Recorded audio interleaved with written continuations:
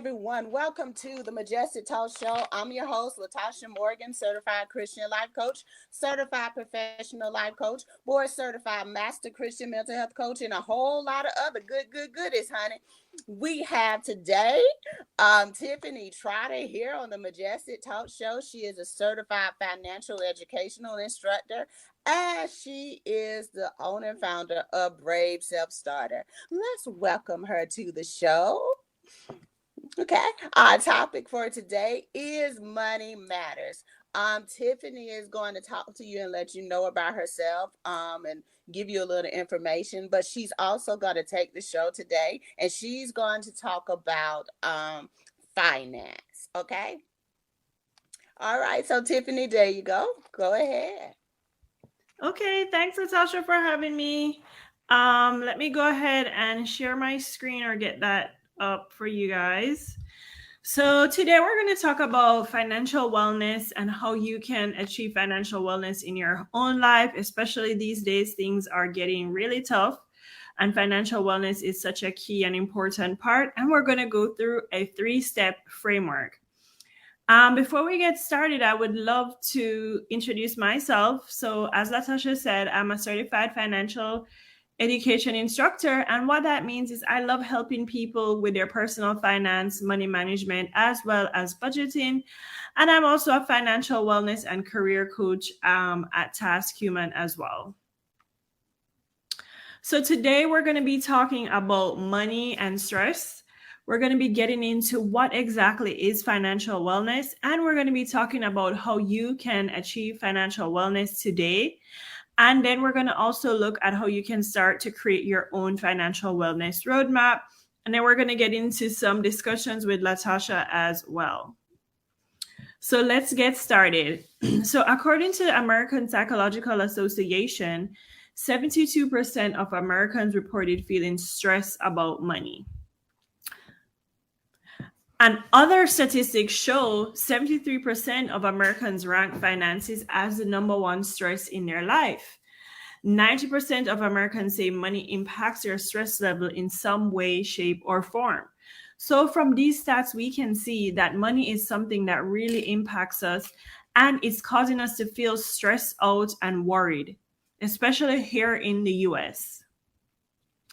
And question for you guys, you can drop your comments in the chat. Have you ever felt stressed about money?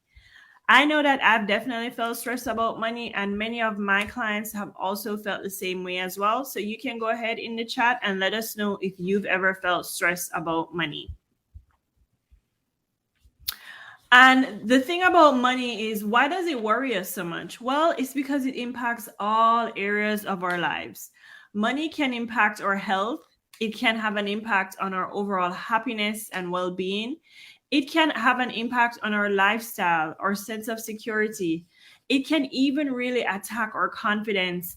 And it can also have an impact on our relationships, our freedom, and the way how we feel about ourselves. So as we can see, money is something that impacts all areas of our lives. And this is one of the reasons why it's such a touchy subject and why it can cause us to feel worried or stressed out at times. But is it really the money that's stressing us? Is it really money that causes us to feel stress? After all, money is just paper. Well, it's actually the relationship with money. So it's our relationship with money and our money habits that really cause us to feel stressed out and overwhelmed or worried. And we establish these relationships very early on in life. And these are impacted by the environment that we grew up in and the things that we saw around us or see around us today.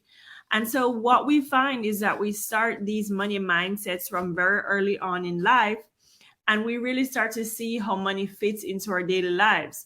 So these early experiences with money really lay the foundation for our relationship with money and how we view and interact with money.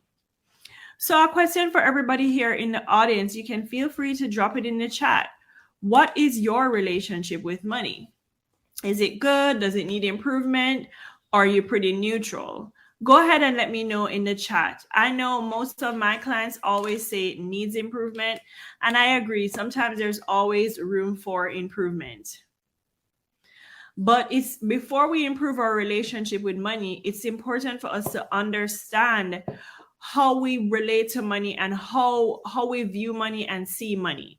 So, according to the Klantz money scripts, these are core beliefs about money that impact and drive our financial behavior.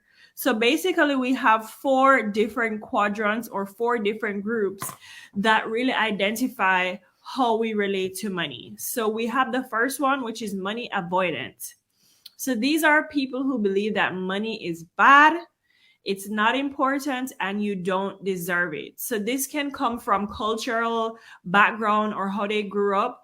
They might see money as the root of all evil, or they might think that people who are wealthy or rich are evil. So they tend to avoid money. They tend to stay away from it because they think it's bad. And then you have a second group of people called money worship. So they believe that the more money you have, or the more things you have, the happier you'll be. So they worship money and they think if they have more money, they'll be happier, which we all know is not necessarily the case. Then we have people who look at money as a status symbols. So they believe that your self-worth is tied to your net worth. So they look at money for status, to show how important they are and to really display their place in society. So that's why they think money is important. And then you have a fourth group who are money vigilant. So these people believe that money should be saved. So a lot of us have one or two areas as far as our relationship with money. Some of us think money is bad, so we don't think about it. We kind of tend to ignore things that can happen, financial situations. And so we avoid it overall. Some of us actually worship money because we think the more money we have, the happier we'll be. Some of us look at money as a status symbol. We see wealthy people, we see people in society with money, and we think that you need to have money in order to have a good net worth or to look at yourself in a positive way. And then we have people who are a little bit more vigilant and they're a little bit better with money. So as you're thinking about improving your financial wellness journey, you have to really start to dig deep and think about what is your relationship with money. Do you tend to avoid it? Do you worship it? Do you view it as a status symbol? Or are you more on the money vigilant side of things? So as you think about your relationship, you realize that money can really have an impact on your overall well-being. And this is why financial wellness has become such a hot button topic over the last couple of years. Especially since the pandemic, a lot of people have been talking about financial wellness. And financial wellness is really a state of being where you can meet your current and your future financial obligations. You feel secure in your financial future, and you're able to make choices that allow you to enjoy your life. So when you think about financial wellness, it really dives into security and your freedom of choice. So there are four key areas: security, freedom of choice in the present and the future. So as you think about your own financial wellness, it's having that security now, meaning that you have that control over your day-to-day, your month-to-month expenses. You're able to pay your bills and you're able to feel comfortable and secure. And then also you feel secure in the future that if something was to happen, if an emergency came up, maybe if you even, God forbid, lost your job, you have the ability to absorb a financial emergency or shock. Then we also dive into that freedom of choice. So here we see financial freedom to make the choices that allow us to enjoy life. So whether we want to go on a trip or we want to do certain things, we're able to make those choices here and now. And of course, as we think about the future, we're on track to meet our future financial goals. So as you think about your financial wellness journey, you want to think about feeling secure and having that freedom of choice. So those are some of the key areas of financial wellness. And today, what we're going to dive into is a 3-step framework that you can use to achieve financial wellness. So these steps include, you're going to first, number 1, identify your goals. 2, assess where you are. And then, of course, 3, you're going to go ahead and you're going to take action. And we're going to dive into each of these topics here as well. So the first step in terms of your financial wellness journey is identifying your goals. So when you think about financial health and wellness, these are tied directly to your personal goals. So this is where you want to really take some time to reflect. What is the lifestyle you want to create for yourself and your family? Why is creating that lifestyle important to you? And what are the core values that drive who you are? So when you think about financial wellness, it really gets personal. And that's why you really have to understand why it's important for you to earn a certain amount. Why are these goals? Why is this money important to you as far as helping you to achieve your personal goals? So it gets really personal and it taps into your dreams and your aspirations, your core values, and the things that matter most to you.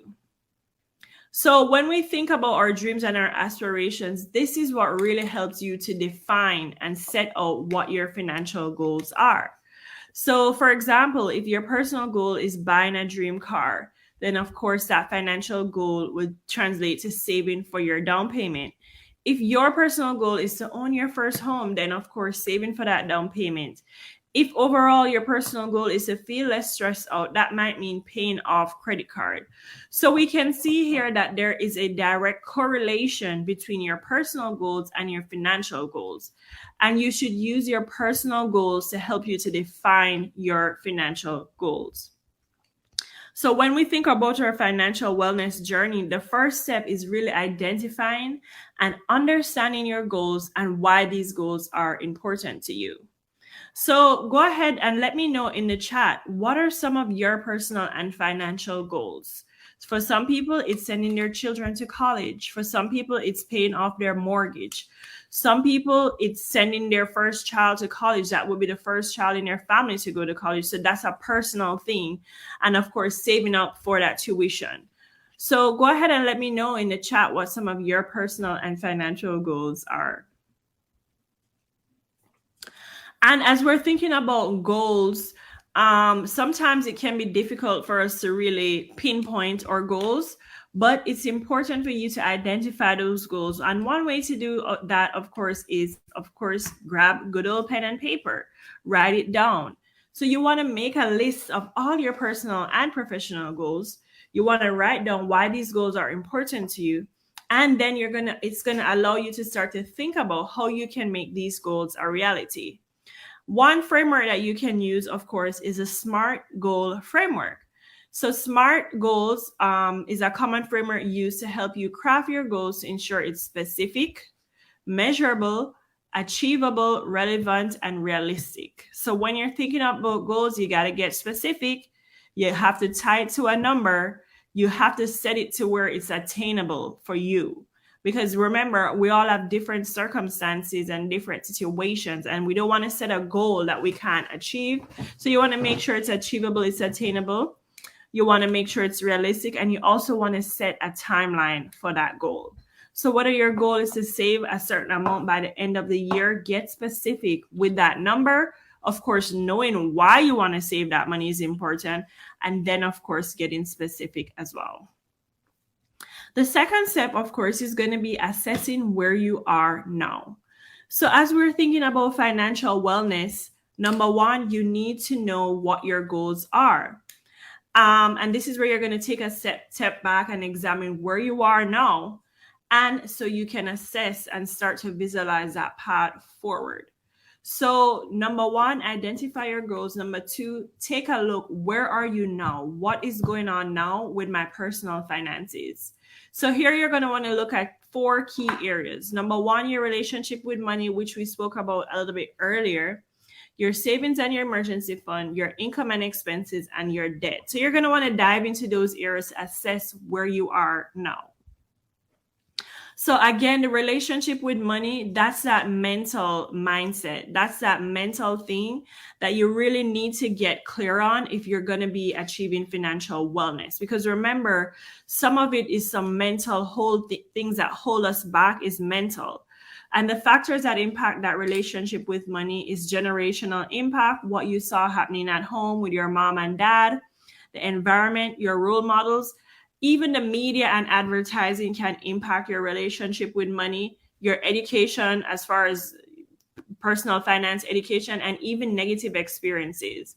So, for example, if you had credit card debt or if you were in a negative financial situation, that can have a big impact, and it can hold you back from having a positive money mindset.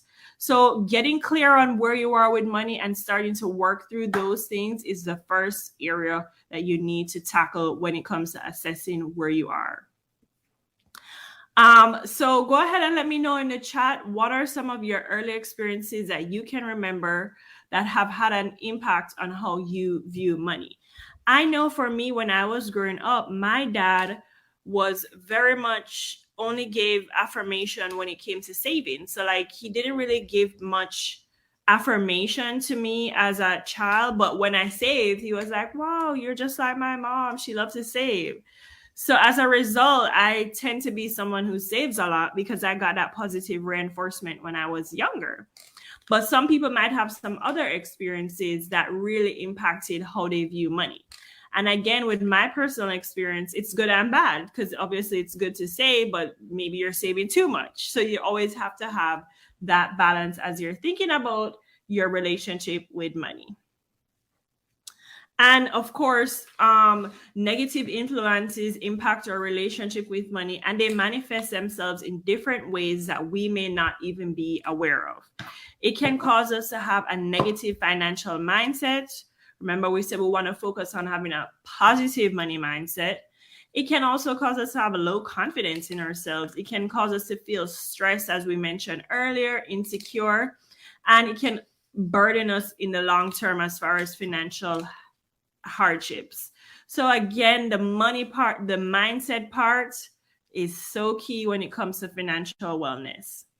The next area you're going to want to take a deep dive in is your savings and your emergency fund. So this is where you're going to want to take stock of your savings. Do you have savings? Do you have an emergency fund? And how much cash do you have saved? How much should you have saved? Well, experts recommend having at least 3 to 6 months of your salary saved in reserve for emergencies. And of course, this is just a number that's put out there. You need to work with what you have. Not everybody can put away 3 to 6 months right away. So it's something you're going to have to assess based on your current financial situation, but you should still be trying to save something in case of an emergency, and you need to know where you are with that as well. The next area you're going to want to take stock of is your income and your expenses. So here you're going to want to dive into how much you have coming in, how much you have going out. And of course, knowing is half the battle. So according to a recent mint.com survey, 65% of Americans said they don't know how much money they spent last month. And this is a key area for many of my clients that I've worked with. They just don't know where their money is going because they're buying things, they have subscriptions, they're using their credit card, and sometimes at the end of the month or the day, they don't know exactly what and where their money went. And of course, it's important for you to know what you're spending on. So knowing how much you're earning, how much you're spending each month will help you to make those key financial decisions or make adjustments to your finances as needed. It might seem very simple, but again, a lot of us are not really taking stock. So go ahead and let me know if you know exactly how much you spent last month. Comment yes or no in the chat. The next thing that can help you with knowing how much you're spending, how much you're earning, it's called a personal cash flow statement. And I like to think of it as a different approach to budgeting. So sometimes when it comes to personal finance and wellness, a lot of people don't want to budget because they feel like they don't want to feel limited. They don't want to, feel held down by a budget each month. But I like to recommend a personal cash flow statement. It breaks down the inflow of money as well as the outflow of money during a specific time period. So unlike budgeting, you do it to see exactly how you allocated your income and expenses each month. So you're really doing it to see what are your spending patterns, what are your money patterns, how are you allocating your income, how are you spending? And this will help you to determine how much you're making, how much money you're spending on your day-to-day expenses. It's also going to help you to see patterns that you can address, because like I said, if we're not able to visually see it, we're spending, but we don't know where it's going. It's hard for us to make those little changes that can have a big impact on our financial wellness. Here is an example of a cash flow statement. So of course, up top, you have your income.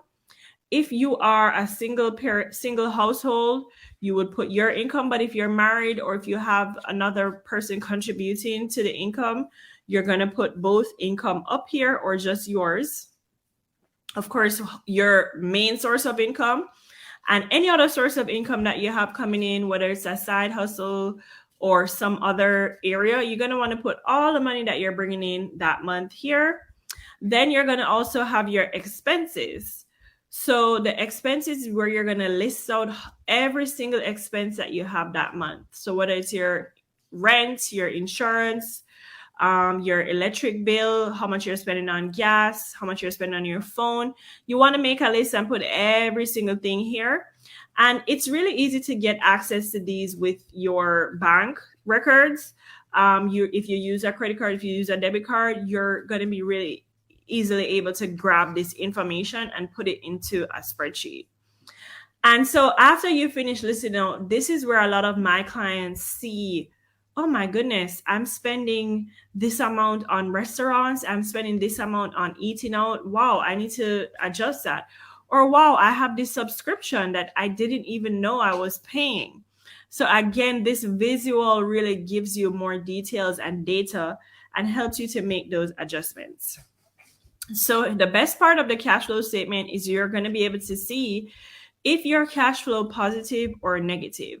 So here you're going to see your total monthly income, and then you're minusing your expenses to see how much you have left over.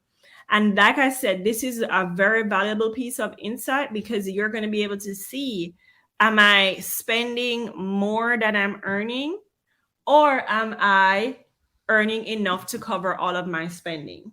And this is something you're going to do over a 3-month period.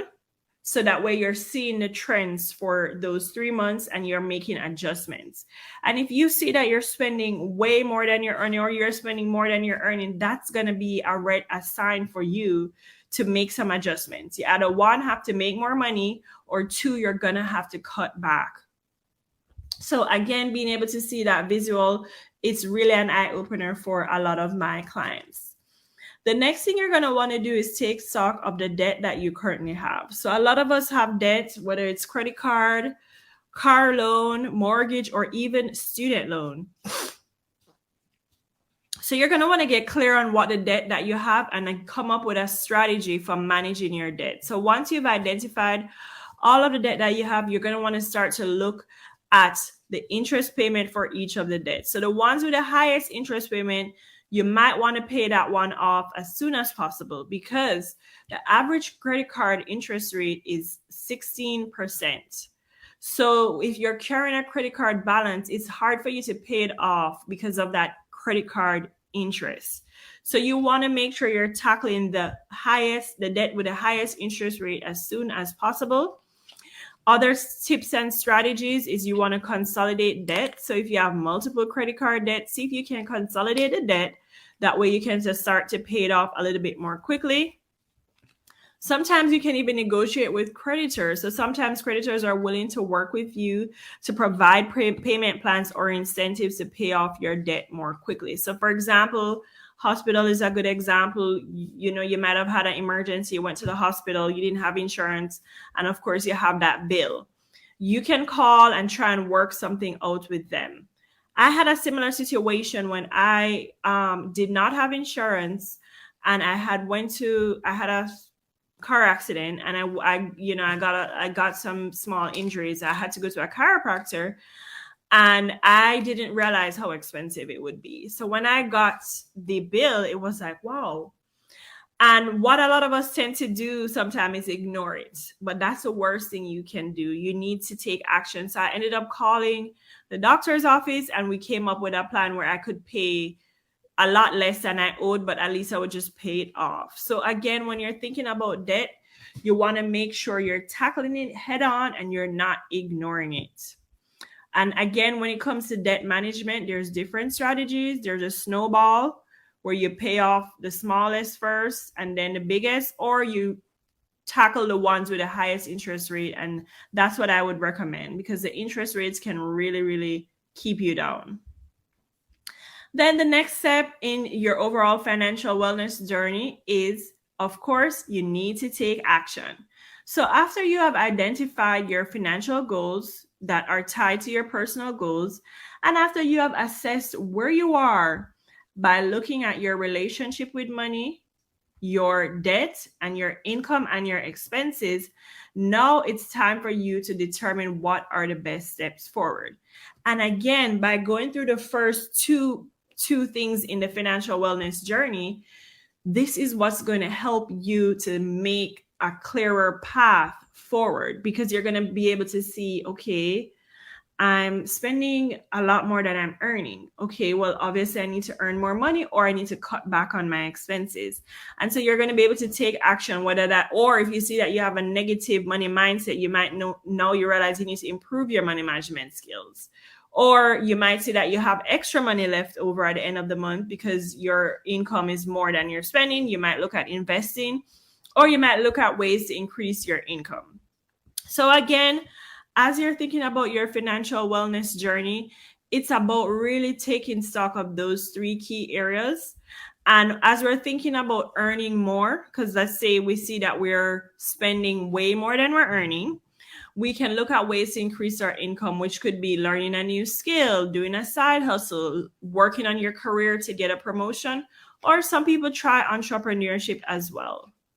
So expenses are always on the rise with inflation. So that means your income should be too. And that's why it's important for you to start to think about ways that you can increase your income, especially now with inflation and everything going up. So whether that's trying to get a promotion at work, working with your manager to see what that path looks like, or learning a new skill that can get you a higher paying job, or starting something else that you have a skill set on the side. So again, as you're thinking about your own financial wellness journey, it's really all about feeling secure, feeling good about yourself and your money, and being able to plan for the future and feeling secure here in the present. So again, you can start these things today. As I said, step one, identify your goals. Your financial health and wellness are tied to your personal goals. Assessing where you are now. Before you can take those steps, you need to examine what's going on now. Where are you now? So you can start to visualize that path forward. Those data points are going to be key. And then, of course, you're going to take action. The best ways that you're going to move forward. How are you going to go ahead and achieve your financial goals? So these are just a few tips and strategies that you can use as you're thinking about financial wellness. And I'm going to turn it back over to Latasha, and we're going to have a quick conversation with her as well.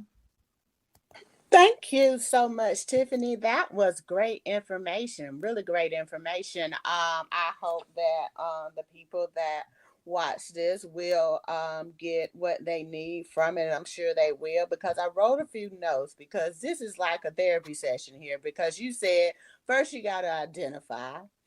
Yep. Your goals, assess where you are, and then determine action steps.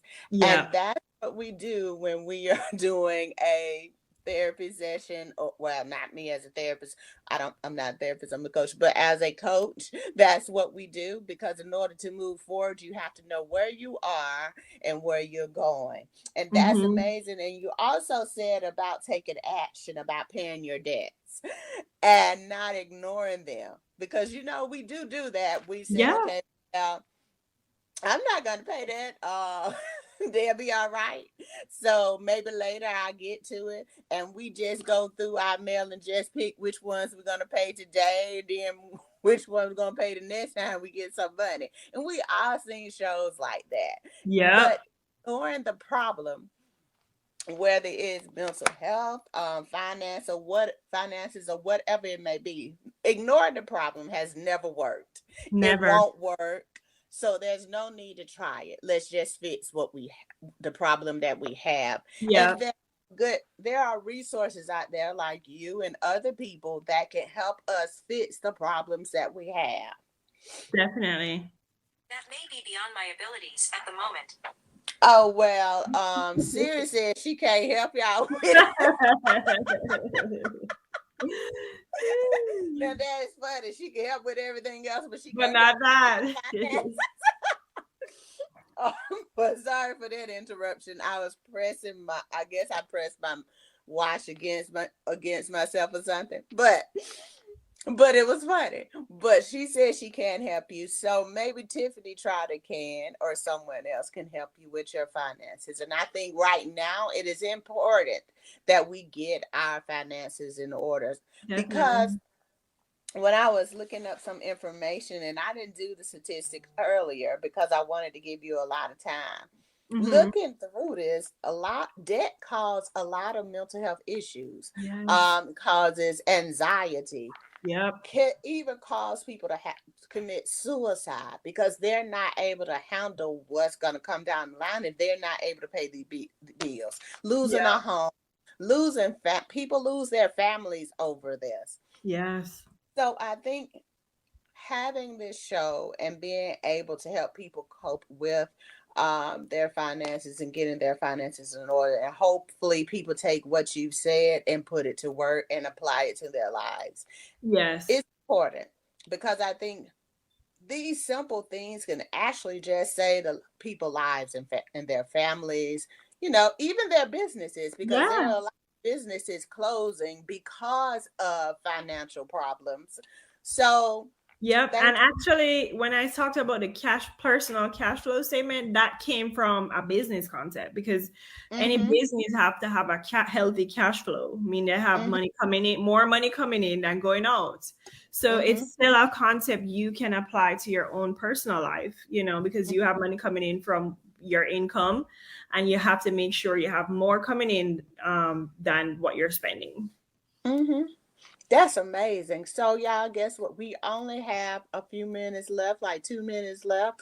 Okay. So Tiffany, let them know how they can get in touch with you if they need help. You can reach out to me at www.com, Brave Self Starter, www.braveselfstarter.com, or you can find me on LinkedIn. My name is on there, Tiffany Trotter. You can always connect there as well. Yeah, Tiffany, it was so nice to meet you, and it's so Same here. Thank you so much for being on the show. I've learned a lot of things just listening to you. And like I said, I wanted to give you the show so that you can help somebody else, because I talk all the time. So this was good for you to help someone else with their financial problems, especially Black people, the Black and Brown community, everyone, period. So thank you all for watching the show today. This is Majestic Talk Show. I'm Latasha Morgan, certified Christian life coach, certified professional life coach, board certified master Christian mental health coach, and a whole lot of other goodies. We'll see you next time on the Majestic Talk Show. Have a nice night. Take care. Bye.